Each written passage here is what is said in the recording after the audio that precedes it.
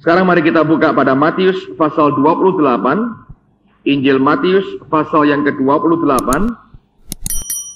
Perhatikan pada ayat yang ke-18 sampai dengan ayat yang ke-20 dari Matius pasal yang ke-28. Nah, kita berkata, Yesus mendekati mereka dan berkata, "Kepadaku telah diberikan segala kuasa di surga dan di bumi. Karena itu," apa saudara? "Pergilah." Nah, saya mau tanya, siapa yang berkata pergilah? Yesus. Jadi yang mengutus siapa? Yesus, oke? Karena itu pergilah, jadikanlah semua bangsa muridku, dan baptislah mereka dalam nama Bapa dan Anak dan Roh Kudus. Dan ajarlah mereka melakukan segala sesuatu yang telah kuperintahkan kepadamu, dan ketahuilah aku menyertai kamu senantiasa sampai kepada akhir zaman. Nah, ini merupakan amanat agung Tuhan Yesus. Suatu amanat yang sudah jelas sekali bahwa Yesus mengutus akan semua kita. Bukan hanya para rasulnya pada masa awal, tapi dia mengutus kita. Dan kita mengenal sebagai amanat agung Tuhan Yesus. Ini merupakan amanat pengutusan yang sudah jelas sekali bahwa Yesus mengutus kita. Nah, sekarang bandingkan dengan Roma pasal yang ke-10. Lihat mulai ayat yang ke-13. "Sebab barang siapa yang berseru kepada nama Tuhan akan diselamatkan. Tetapi bagaimana mereka dapat berseru kepadanya jika mereka tidak percaya kepadanya? Dan bagaimana mereka dapat percaya kepada dia jika mereka tidak mendengar tentang dia? Bagaimana mereka mendengar tentang dia jika tidak ada yang memberitakannya?" Nah, sampai di sini kalimatnya masih make sense, masih masuk akal. Ya, orang harus mendengar dulu. Untuk mendengar, orang harus ada yang memberitakan. Ada yang memberitakan, orang mendengar, orang percaya, kemudian orang akan diselamatkan. Ini analoginya jelas sekali. Tapi kemudian ayat yang ke-15, ada pertanyaan yang Paulus ajukan. Dikatakan, "Dan bagaimana mereka dapat memberitakannya jika mereka tidak diutus?" Seperti ada tertulis, betapa indahnya kedatangan mereka yang membawa kabar baik. Nah, dengar baik-baik saudara. Bukankah sudah jelas bahwa Yesus mengutus kita? Amen. Tapi mengapa Rasul Paulus mempertanyakan seakan-akan tidak ada pengutusan? Pada ayat yang ke-15 dikatakan, "Dan bagaimana mereka dapat memberitakannya jika mereka tidak diutus?" Jadi ada pihak yang diutus, ada pihak yang mengutus. Nah, pada amanat agung Tuhan Yesus sudah jelas. Yesus yang mengutus. Apakah Paulus tidak ngerti bahwa Tuhan berkata pergilah? Saya tahu, saya yakin, dia sangat mengerti bahwa Tuhan berkata pergilah. Tapi kenapa pada Roma 10 dia mempertanyakan siapa yang ngutus? Anda pernah merenungkan nggak ayat bagian ini? Nah, saya coba renungkan sebetulnya apa yang dimaksudkan dengan hal ini. Saya mau katakan begini, saudara. Paulus tidak salah paham. Paulus tahu bahwa sebetulnya Yesus mengutus kita untuk kita pergi dan memberitakan kabar baik. Tetapi pertanyaan yang dia ajukan dengan kalimat, "Dan bagaimana mereka dapat memberitakannya jika mereka tidak diutus?" Kalimat ini ditujukan kepada gereja lokal. Bahwa dia mempertanyakan bahwa ada pihak-pihak yang harus mengutus akan orang-orang yang memberitakan kabar baik. Dengan kata lain dia mau berkata, tidak semua bagian tubuh Tuhan punya kesadaran dan kesanggupan untuk mengutus orang jadi pemberita Injil.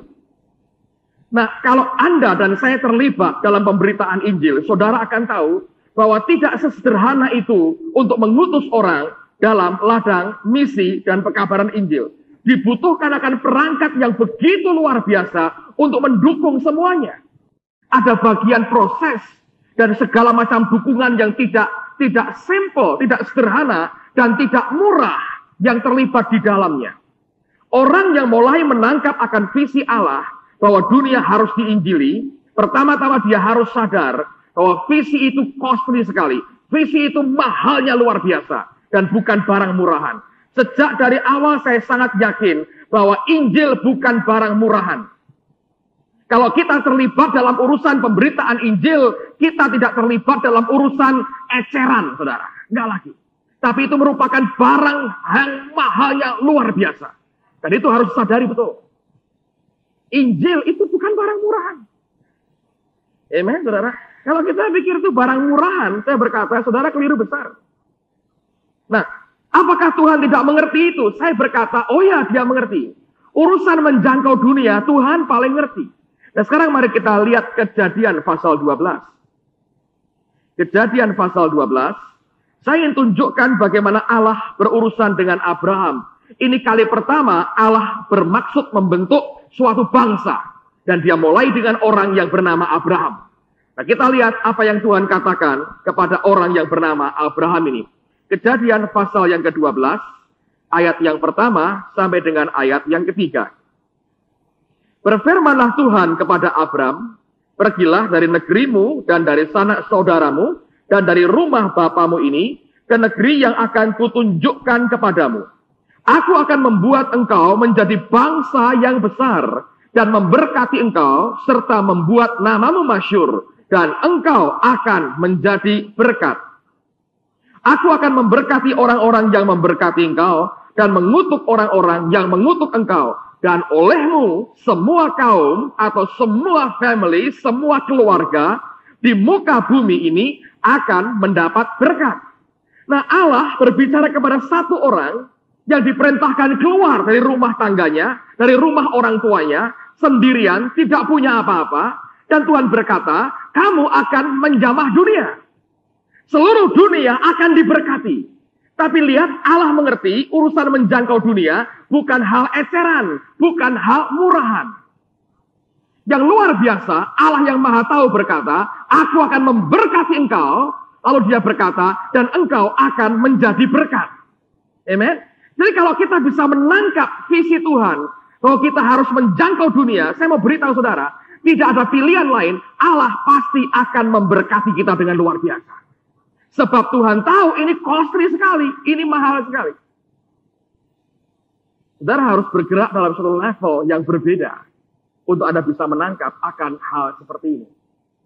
Kalau Anda hanya berkutat pada urusan pribadimu yang tidak pernah kunjung selesai, karena terus engkau urusi itu, saudara. Saya mau beritahu, engkau tidak pernah bisa bergerak kepada tingkatan selanjutnya untuk bisa memahami hati Allah. Akibatnya hidup kita akan terus dalam keadaan berat, tertekan, dan di bawah. Dan tidak pernah bisa melihat kemuliaan Tuhan. Lihat sekarang pada pasal 22 dari kejadian yang sama. Kejadian pasal 22. Ada statement yang luar biasa yang Tuhan katakan kepada Abraham. Pada ayat yang ke-15 sampai dengan ayat yang ke-18. Dikatakan untuk kedua kalinya berserulah malaikat Tuhan dari langit kepada Abraham katanya. Aku bersumpah demi diriku sendiri, demikianlah firman Tuhan, karena engkau telah berbuat demikian dan engkau tidak segan-segan untuk menyerahkan anakmu yang tunggal kepadaku, maka aku akan memberkati engkau berlimpah-limpah dan membuat keturunanmu sangat banyak, seperti bintang di langit dan seperti pasir di tepi laut. Dan keturunanmu itu akan menduduki kota-kota musuhnya. Terjemahan lain dikatakan, and your descendants shall possess the gate of their enemies. Akan menaklukkan, menguasai gerbang daripada musuh-musuh. Anda harus tahu, zaman waktu itu gerbang kota merupakan tempat para pemimpin berkumpul dan menentukan akan polisi kebijaksanaan atas kota itu.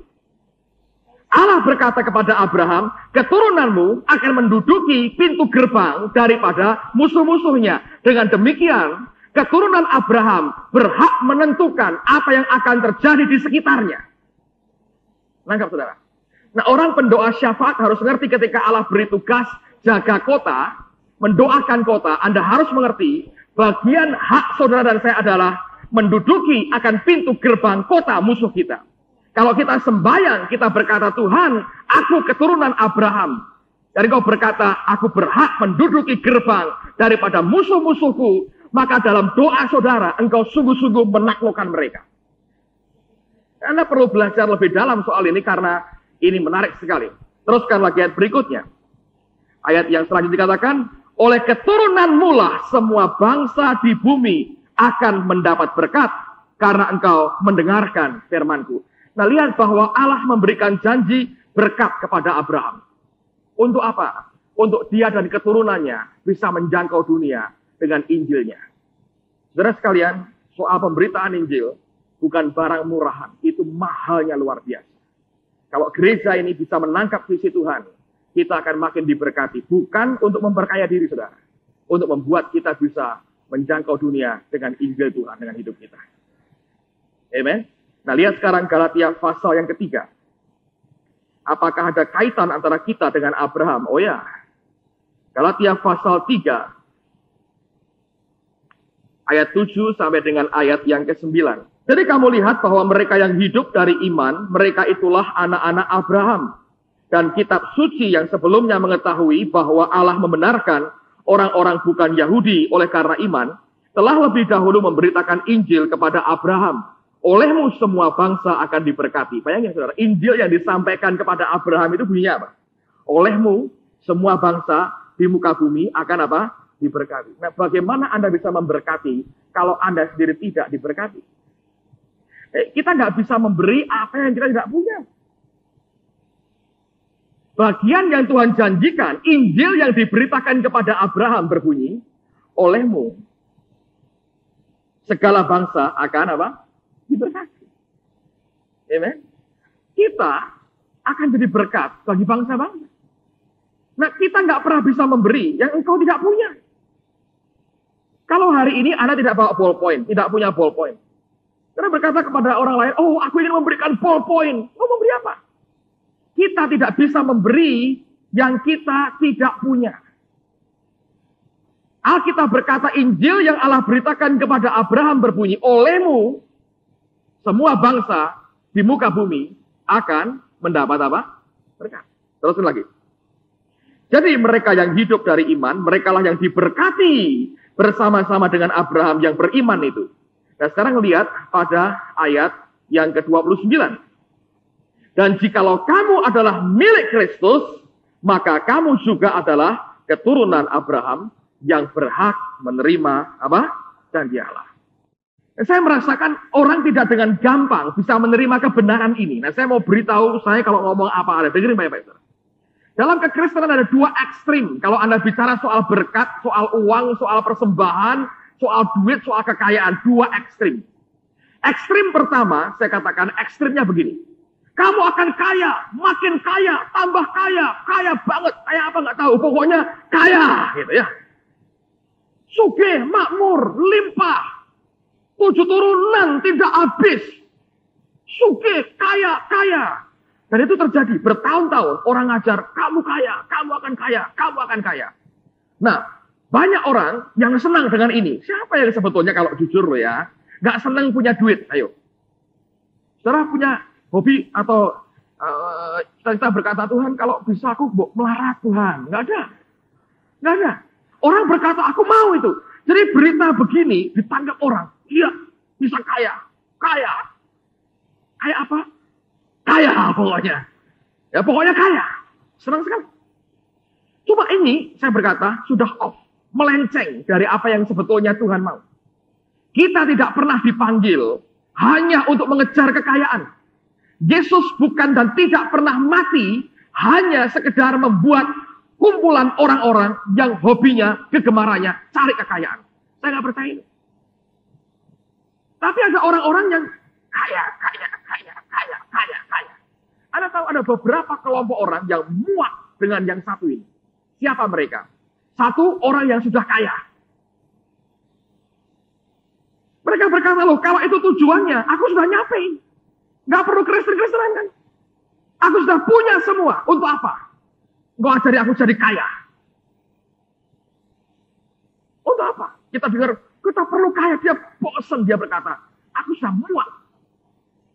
Sudah punya duit banyak, aku punya semua. Aku nggak perlu lagi. Satu.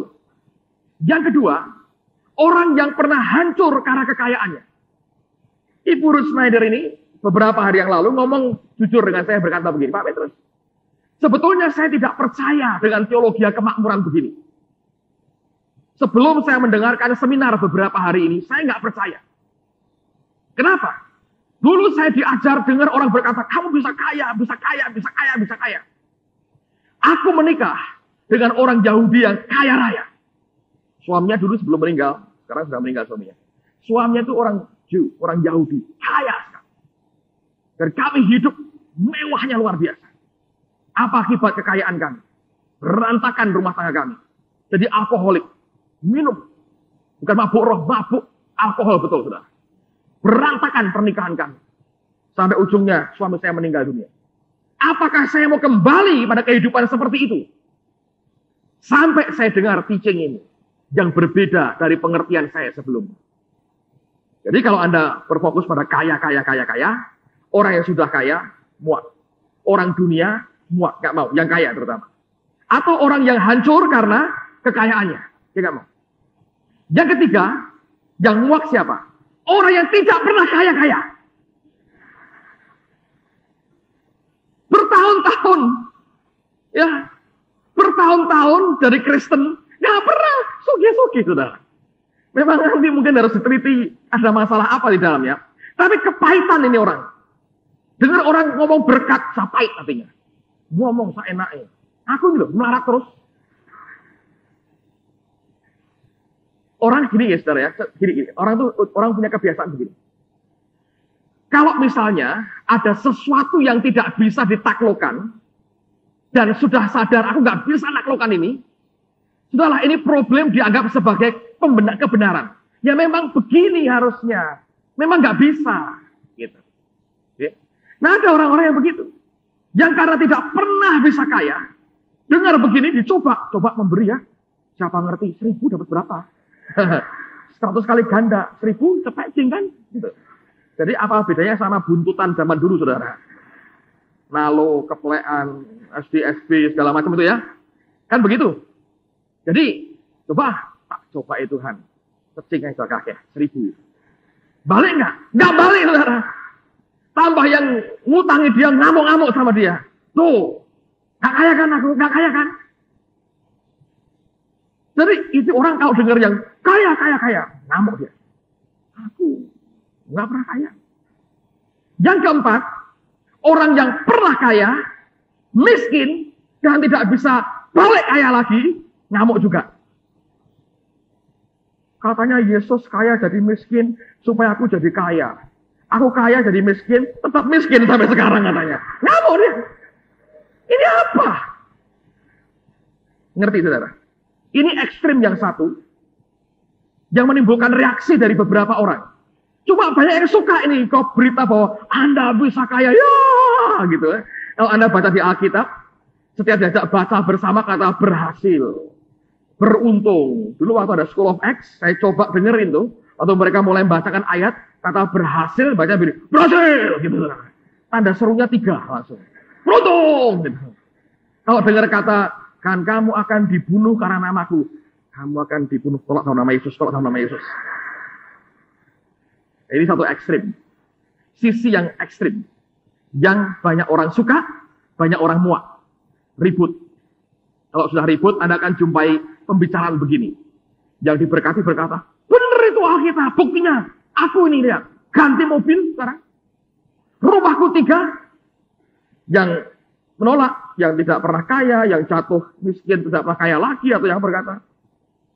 Tapi itu duniawi. Orang kaya sukar masuk kerajaan surga. Bantah-bantahan. Orang kepahitan, diladeni, tambah jadi saudara. Amen. Nah, Anda harus lihat, ini sisi satu. Sisi kedua, ekstrim berikutnya. Yang gobloknya juga sama dengan ini saudara. Karena Tuhan berkata kepada orang kaya yang menimbun untuk dirinya sendiri, hei kamu orang bodoh. Halusnya goblok. Oke. Ada goblok kedua, ekstrim berikutnya, yang berkata begini. Bahwa kemiskinan itu merupakan identik dengan kerohanian. Oh, aku miskin. Hidup seperti Yesus. Ya, anggota partai Kaipang. Kolyongto.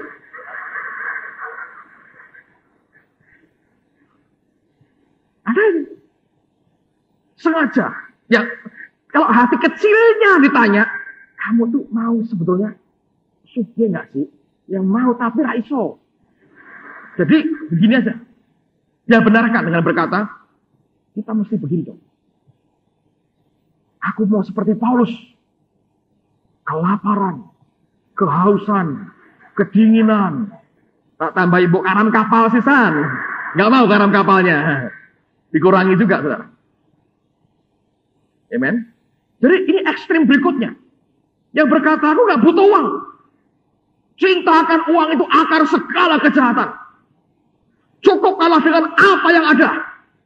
Mepet itu paling rohani. Pas-pasan itu super rohani. Bukan super itu ayam goreng. Jadi ini merupakan bagian dari ekstrim berikutnya. Nggak mau. Saya nggak mau kekayaan. Saya mau begini. Kadang-kadang nggak jujur, kadang-kadang ada orang yang memang cita-citanya miskin. Ada. Loh itu karena filosofinya, saudara. Memang 1,1 juta, saudara. Tapi ada orang begitu, ada. Dia nggak suka harta dunia. Kalau Anda ke Amerika, di daerah Indiana, saya baru ke sana, dan sekitarnya, ada orang-orang Amish. Orang Amish ini, orang yang tidak mau teknologi. Mobil tidak boleh punya. Oh itu dunia. Tapi kalau pergi, sewa mobil. Lo kan bukan punya aku, punya orang lain. Loh. Tapi manfaatin. Aku bilang ini orang genah apa tidak? Punya mobil nggak mau, perlu pergi jauh, sewa mobil. Naiknya bagi, naiknya kereta. Ditarik kuda. Telepon, nggak mau. Kalau pasang telepon, tak cerita ini saya nggak ngarang, saudara. Dia kalau punya halaman misalnya ya, ini batasan halamannya dia. Sebelahnya bukan orang Amish. Dia pengen telepon. Tidak boleh dimasukkan dalam rumah. Jadi ngapain? Dia minta tolong tetangganya, aku tak bangun gerdu di daerah tanahmu. Tarik kabel, gerdu telepon. Jadi kalau mau telepon, keluar dulu dia. Lo kan di rumahku nggak ada telepon. Telepon siapa ya? Teleponku. Tapi di tanah tetangga. Ini ada orang loh, ada yang begitu filosofinya mau miskin, tidak mau teknologi. Ada. Tapi ada juga yang memang begitu, saudara. Dia mati-matian berkata, salah. Dan dalam dunia teologi ada orang pinter begini. Saya ditanya sama orang di Jakarta minggu lalu. Dia berkata begini, Pak, menurut saya, pengajaran perpuluhan itu merupakan penindasan terhadap jemaat.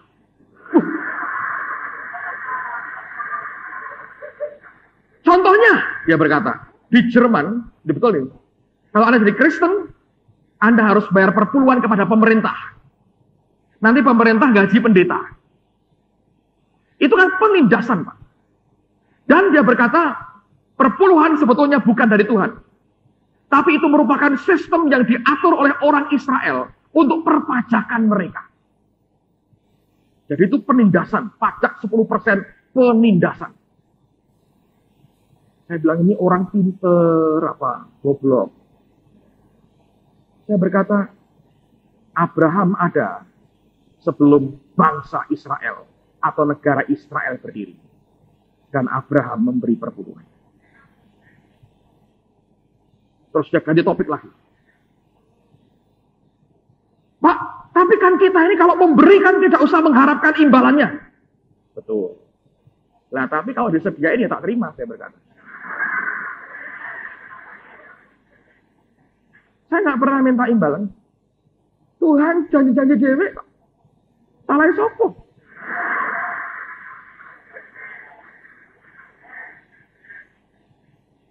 Ya, saya nggak pernah minta, saya nggak pernah buat Alkitab sebelum Alkitab yang berkata inilah permintaanku kepadamu Tuhan.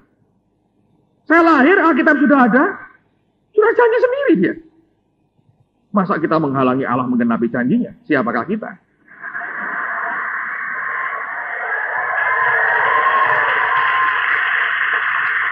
Nah, dengar baik-baik. Ada orang yang sok rohani, tidak mau duit. Saya mau beritahu saudara begini. Anda mau duit atau tidak, di dunia ini duitnya tetap ada segitu, saudara. Ya kan? Dan uang selalu ada yang memiliki. Nggak ada uang kok melayang-layang di udara. Aku masih freelance loh, belum ada yang punya. Orang. Itu semua uang di dunia ini ada yang punya. Dan bagian dari janji Allah adalah Allah akan memindahkan kekayaan ini dari orang fasik dipindahin kepada orang benar. Nah, kalau Anda nggak mau, bilang aja nggak mau. Kalau memang masih betah hidup kurang. Dan kalau Anda anggap itu membuat Anda ke surga, mungkin aja. Karena saudara mungkin nggak bisa pegang uang. Ada orang yang kalau sudah kelebihan surplus 5.000 aja, dosa pikirannya. Ya. Nah kalau kasusnya begitu ya, lebih baik sedikit kurang lah. Asal jangan sampai mati kelaparan aja. Ke surga pokoknya. Tapi kalau normal, menurut saya, Anda mau, Anda akan terima. Anda tidak mau, orang lain akan terima. Dan orang dunia akan terima itu. Orang fasik mau sekali. Kita nggak mau, nggak apa-apa. Mereka mau. John Evans ini cerita dengan saya begini. Dia pernah ngitung beberapa tahun yang lalu ya. Dia berkata begini. Kalau seluruh uang di dunia ini dikumpulin, saudara. Seluruh dunia dikumpulin. Terus dibagi per kepala kita ini. Ya.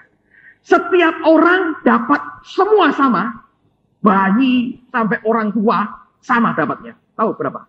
Satu orang jatahnya 10 juta US dollar. 70 miliar. Jadi saya, istri 1, anak 3. Jatah keluargaku sampai enggak miliar. Nah itu kalau dibagi semua begitu. Langgap saudara. Kalau dibagi rata, satu orang ini 10 juta US dollar. Kalau rupiah tambah turun, tambah. Wih, gak karu-karuan saudara. Kalau angka 7.000 aja, 70 miliar. Jadi kalau dibilang ada kemiskinan di dunia, sebetulnya nggak ada. Cuma ada orang-orang yang nyapunya itu nekat, saudara. Pakai truk lebih banyak. Ada orang yang nggak punya sapu. Resik, diambil semua. Sehingga nggak imbang. Nangkap. Kenapa bisa begitu? Karena orang fasik yang banyak pegang duit. Orang fasik, Alkitab berkata, meminjam dan tidak mengembalikan. Dia main sikat sana, sikat sini. Kalau anak Tuhan diajar, memberi, memberkati. Coba kalau anak-anak Tuhan ini, orang kayak saudara, dibuat jadi punya duit. Negara ini makmurnya luar biasa. Karena kita diajar memberi. Krismon, kita buka toko rakyat 1 tahun penuh, lebih mah. Kita berkati setiap Sabtu 1.000 kepala keluarga. Beras, gula, harga murah sekali. Berkali-kali kita buka pengobatan gratis. Kenapa? Anak Tuhan diberkati. Yang datang hampir semua bukan anak Tuhan. Tapi karena kita nolong penderitaan mereka. Di tempat lain kita tahu. Beras dikorupsi, segala macam. Kita memberi, orang lain korup. Ya orang fasik. Kalau anak Tuhan diberkati, dunia ini akan berubah. Amen. Anda nggak mau, ya nggak apa-apa. Orang fasik akan ambil. Begitu ada kelompok orang pegang kekayaan itu, apa yang terjadi? Coba buka dulu Amsal pasal 22 ayat 6 dan ayat yang ke-7. Didiklah orang muda menurut jalan yang patut baginya. Maka pada masa tuanya pun ia tidak akan menyimpang daripada jalan itu. Nah, saya dulunya mikir ini ayat untuk pendidikan anak. Ternyata ada kaitan dengan ayat berikutnya. Dikatakan, orang kaya, ngapain? Menguasai, siapa? Orang miskin. Yang berhutang menjadi budak dari yang penghutang. Anda nggak mau? Orang lain punya kekayaan, Anda akan dikuasai. Nggak mungkin Pak, saya merdeka. Omong kosong. Anda akan dikuasai. Hari terakhir dengan John Evans ini, pada waktu Patrick Andre seminar di sini, saya dampingi dia di kamar tamu di gereja di belakang. Dan dia pandang mata saya. Dan dia berkata, Pastor, poverty is horrible. Kemelaratan itu mengerikan sekali. Dan dia berkata, berapa banyak anak tiap malam hari ini tidur dengan perut kosong. Berapa banyak keluarga dipisahkan, ayah dari keluarganya, ibu dari keluarganya, karena mereka miskin. Mereka harus berjuang cari nafkah untuk menghidupi keluarganya. Kemiskinan itu mengerikan sekali.